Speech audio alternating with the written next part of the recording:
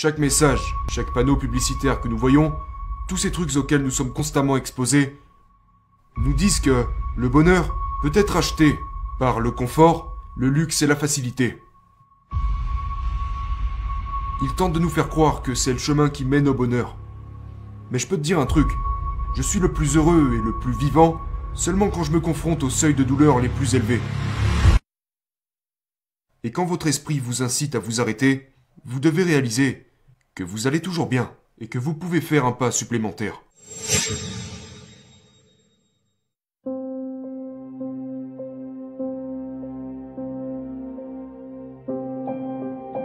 La douleur pousse souvent les gens à... Ils entrent dans un certain mode et ils font en sorte d'endurer la douleur. Mais ils ne l'ont jamais utilisée en tant que telle. Tu as dit que tu sais tirer parti de cette douleur et en faire quelque chose de concret. Quel est ce mécanisme que tu utilises pour transformer la douleur en quelque chose d'exploitable? Je pense qu'il faut d'abord apprendre à l'accepter et ne pas en avoir peur. Tu sais, pour moi, tout ça remonte à quand je n'étais qu'un enfant. Je veux dire, j'étais un enfant peu sûr de lui, qui avait beaucoup de mal à se faire des amis et à comprendre quelles étaient les règles de la vie dans ce monde, et j'étais aussi quelqu'un qui n'était pas doué physiquement. À l'école, j'étais cet enfant qu'on choisissait toujours en dernier pour son équipe, tu vois, mais la seule chose pour laquelle j'étais plutôt doué, c'était la natation. Et quand t'es enfant et que tu es bon dans quelque chose, et que tu rencontres ce genre de difficultés, tu te rabats toujours vers cette chose et c'est ce que j'ai fait. Mais j'ai très vite compris que je n'étais pas le nageur le plus talentueux. Mais au début de mon adolescence, j'ai réalisé que si j'étais prêt à me mettre au travail et faire certaines choses que les autres n'étaient pas prêts à faire, je pourrais combler ce manque de talent et prendre une grande avance sur tout le monde. Et je savais que pour y parvenir, je devais me sentir à l'aise face à la douleur. Donc, tout au long de mon adolescence, j'avais l'habitude de faire un nombre incalculable de longueurs à la piscine que personne n'aurait été prêt à faire. Et je le faisais parce que je savais que je n'étais pas le plus talentueux, et que si je voulais concourir au plus haut niveau, c'était nécessaire. C'est presque comme entrer dans un état méditatif profond. C'est une relation très individuelle entre la douleur que tu es prêt à endurer et les progrès que tu veux faire. Et je voyais la natation un peu comme ma porte de sortie. Et donc, je savais que plus j'étais prêt à souffrir, plus il était probable que je me crée une trajectoire positive hors de ces scénarios douloureux dans lesquels je me retrouvais constamment. J'avais un tableau de vision sur lequel j'écrivais littéralement tous mes objectifs en lettres majuscules avec un marqueur, et je le mettais au-dessus de mon lit ou sur mon miroir, dans la salle de bain, et ça me permettait de me rappeler en permanence ce que j'avais à faire et pourquoi je faisais ce que je faisais. Donc je ne sais pas si j'appelais ça un tableau de vision à cette époque, mais c'était plus une manière pratique de s'engager avec mes ambitions. J'avais aussi des photos de tous mes héros et tout ça. Et je pense que je recherchais instinctivement une vie meilleure. Et puis, l'alcool s'est introduit dans ma vie.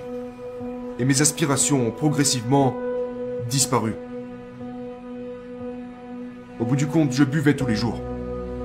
Je buvais de la vodka après le réveil. Je buvais à longueur de journée et j'ai fini par faire des pertes de connaissances et à vivre dans une certaine part d'incompréhension, tu sais, dans des situations plutôt démoralisantes. Je n'avais plus aucune corde à mon arc. J'étais devenu pratiquement inemployable. Je dormais sur un vieux matelas posé sur le sol, dans un appartement pourri sans le moindre meuble. Toutes mes options avaient été éliminées. Ma vie s'écroulait. Ma famille ne voulait plus entendre parler de moi. J'ai perdu tous mes amis. Je n'avais plus aucun moyen d'avancer. Et j'ai continué de creuser ce trou de plus en plus et de plus en plus profond. Et donc un jour, j'ai entendu l'histoire de personnes en rétablissement, et c'est là que j'ai réalisé que je ne pouvais plus vivre de cette façon plus longtemps. J'avais atteint un certain point où je ne pouvais plus tolérer la douleur qui provenait de cette situation. Et la peur associée à la douleur du changement avait disparu devant la douleur que je ressentais à ce moment-là. Et c'est ce qui m'a motivé à changer. Donc je suis allé dans un centre de rétablissement dans lequel je suis resté près de 100 jours, ce qui est assez long pour quelqu'un qui souhaite faire une cure. Et je l'ai fait parce que J'avais compris que si je ne le faisais pas, j'allais mourir. Pour moi, j'essaie toujours de garder les choses aussi simples que possible. Tout est une question de décision. Quand je prends une décision, je prends une décision. Je l'ai fait avec mon alimentation, je l'ai fait avec mes entraînements, je l'ai fait avec mon métier. Et plus je simplifie une décision, plus il m'est facile d'y adhérer. C'est vraiment cohérent. Maintenant, pour tirer parti de la douleur et en faire quelque chose de...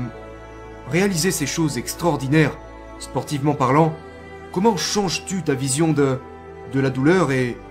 Je sais que tu es d'accord avec David Goggins quand il dit que lorsque notre cerveau tente de nous ralentir, c'est que nous sommes à 40% de nos capacités. Comment arrives-tu à exploiter les 60% restants? Nous sommes tellement conditionnés à fuir la douleur.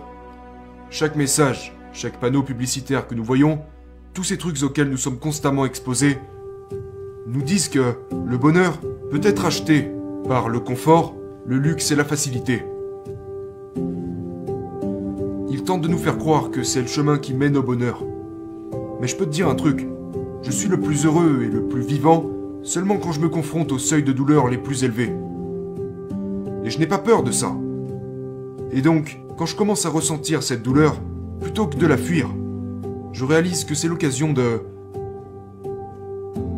d'expérimenter un sentiment accru de moi-même et de mon environnement pour être vraiment dans une position où tout le reste disparaît et où la seule chose qui reste, c'est toi et ta capacité à mettre un pied devant l'autre.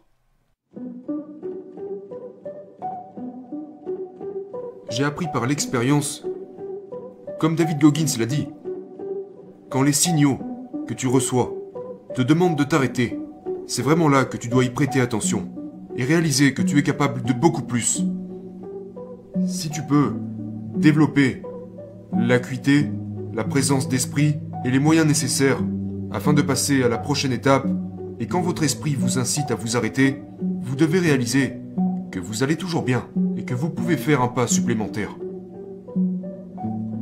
À ce moment, un tout nouvel horizon vous apparaît et vous réalisez qu'il y a tout un monde de potentiel et de possibilités qui s'ouvre à vous, dont vous ne connaissiez même pas l'existence.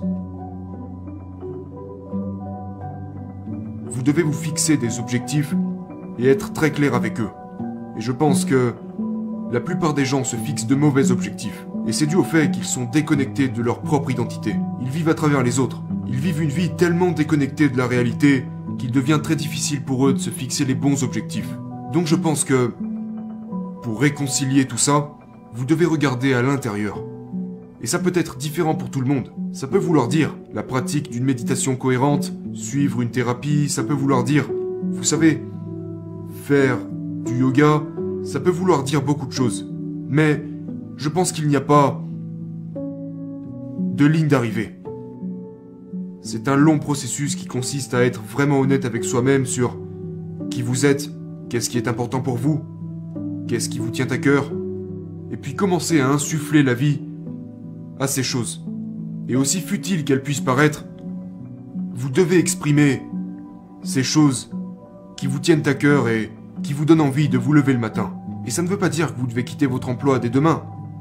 Mais quand vous favorisez quelque chose qui a une importance pour vous, je pense que c'est la première étape pour tenter de surpasser ce qui vous freine dans la vie, que ce soit professionnellement ou personnellement, et vous rapprocher de la version authentique de vous-même.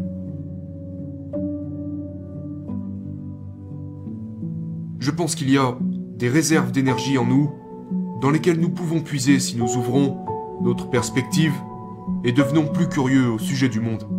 Et je pense que nous sommes naturellement programmés pour ça. Donc, pour moi, ce n'est pas... Je ne définis pas cela par une approche en particulier, qu'elle soit spirituelle ou autre. Je considère cela comme quelque chose qui donne à mon expérience humaine un peu plus d'émerveillement qu'auparavant.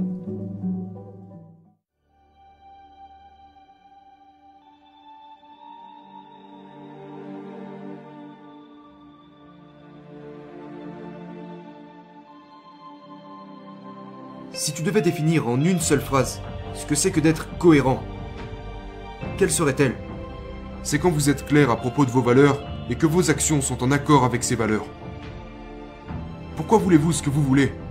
Si vous ne pouvez pas répondre à cette question, vous n'êtes pas cohérent. Ça en revient à ce que je disais tout à l'heure, au sujet des gens qui choisissent les mauvais objectifs. Ces gens ne sont pas cohérents. Ils ne savent pas quelles sont leurs valeurs. Ils ne savent pas clairement ce qui est important pour eux. Ils ne sont pas vraiment en contact avec leurs propres aspirations. Je crois qu'il existe un plan unique pour chaque individu. Et notre travail ici, tu sais, avec le peu de temps que nous passons sur cette planète, c'est de découvrir quel est ce plan. Et travailler pour l'exprimer au mieux de nos capacités. Si vous mangez n'importe quoi, que vous mangez dans les fast-foods, que vous ne dormez pas suffisamment, et vous savez, que vous buvez 5 tasses de café par jour ou peu importe ce que vous faites, et que vous êtes stressé à propos de votre travail et que vous ne faites rien pour changer, pensez-vous que vous allez entrer en contact avec ce qui est réellement important pour vous? Si tout ce que vous faites c'est vivre au jour le jour et payer les factures, et c'est ce que font la plupart des gens, mais si vous donnez aux gens 1 minute pour faire une pause, réfléchir, que vous purifiez leur vie, que vous leur donnez de la nourriture saine, que vous leur offrez une bonne nuit de sommeil, et que vous leur posez des questions que la plupart d'entre eux n'entendent jamais, et qu'ils ne se posent probablement jamais, je pense que c'est le genre de processus qui enclenche notre mise en mouvement, que ce soit des mouvements spirituels ou des mouvements corporels, pour commencer à créer de réels changements. Et ça peut être aussi simple que, vous savez, quel est votre plus gros problème? Quelle est la chose qui vous empêche de dormir la nuit? Qui vous en veut le plus? De quoi avez-vous peur? Qu'est-ce que vous voulez réaliser? Sur quel chemin pensez-vous devoir vous engager? Je pense qu'en posant ces simples questions aux gens et puis en alimentant cette vision pour cette meilleure vie qu'ils souhaitent atteindre, et je rajouterai ça, croyez en vous. Je ne suis pas là pour vous dire quoi faire ou comment vivre votre vie, mais je crois en votre plus grande expression, et je vous laisserai de la place. Laissez aux gens la permission d'être honnêtes, d'être vulnérables. Nous avons tellement peur d'être vulnérables. Nous sommes terrifiés à l'idée d'être honnêtes. Nous sommes tellement habitués à être jugés et soumis à cette norme que nous prône la société, que nous nous donnons même plus la permission de nous poser ces questions et encore moins d'y répondre.